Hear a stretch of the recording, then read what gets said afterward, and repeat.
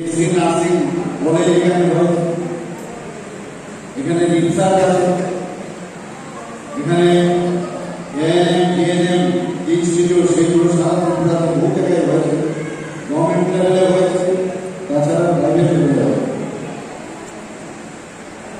এখানে নতুন করে আরেকটা মেডিকেল কলেজ সেখানে তৈরি হচ্ছে প্রাইভেট সংস্থার মাধ্যমে, সেখানেও এনএমসি এসে প্রায় আমার কাছে একটা খবর আছে প্রায় 150 আসন সংখ্যা সেখানে তারা অনুমোদন দিয়েছে।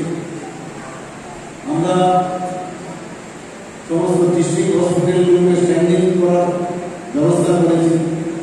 আপনারা নিশ্চয়ই মধ্যে শুনেছেন যে ট্রমা সেন্টার আমরা শান্তির বাজারে হোক, সাউথ ডিস্ট্রিক্ট, গোমতী ডিস্ট্রিক্টের উদয়পুরে আমরা করেছি, আমরা বলাই জেলাতে সেখানেও ট্রমা সেন্টার করেছি, আর আগরতলাতেও আছেই। এবং এই করে আমরা প্রতিটা ডিস্ট্রিক্টে আমরা স্ট্যান্ডিং করছি যাতে ট্রমা সেন্টার সেখানে তৈরি হয়। ট্রমা সেন্টার তৈরি হওয়া মানে ওইখানকার স্বাস্থ্য ব্যবস্থা কি পর্যায়ে আছে তার স্ট্যাটাস কি সেটা বলে। আমরা জানি রোড ট্রাফিক অ্যাক্সিডেন্ট বা উঁচু জায়গা থেকে যদি কেউ পড়ে যায় বা ক্যাপাসিটির কারণে সমস্যা হলে ট্রমা সেন্টারের খুব প্রয়োজন। সেইগুলো আস্তে আস্তে গঠন করা শুরু করছি। পূর্ববর্তীতে আমরা বড় সব আস্তে আস্তে করে আমরা ট্রমা সেন্টার আমরা সেখানে ওপেন করছি।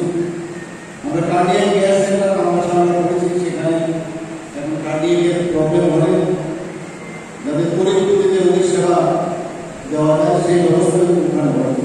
খুব সুন্দর সমস্ত আরেকগুলো মন্দির সেন্টারগুলোতে আমরা ব্যবস্থা করেছি, যেখানে পিএসসি গুলোকে তার আপগ্রেডেশন আমরা করেছি, সিএসসি গুলোকে আমরা আপগ্রেডেশন করেছি। তো সব দিকে আমরা চাইছি যে মানুষের কথায় কথায় যেন বাইরে না, যে সুদূর প্রান্তে আছে তাকে যেন সেই চিকিৎসা সেখানে সুবিধা হয়, তার জন্য সাব ডিভিশনাল হসপিটালে না আসতে, সাব ডিভিশনাল থেকে যেন ডিস্ট্রিক্টে না আসতে, ডিস্ট্রিক্ট থেকে স্টেট হসপিটালে যেন না আসতে। এর মধ্যে আমরা দেখেছি ত্রিপুরাতে যেটা আমরা কোনোদিন ভাবিনি যে কিডনি ট্রান্সপ্লান্টের ব্যবস্থা আমরা করেছি। এর মধ্যে একটা কিডনি ট্রান্সপ্লান্ট এখানে হয়েছে।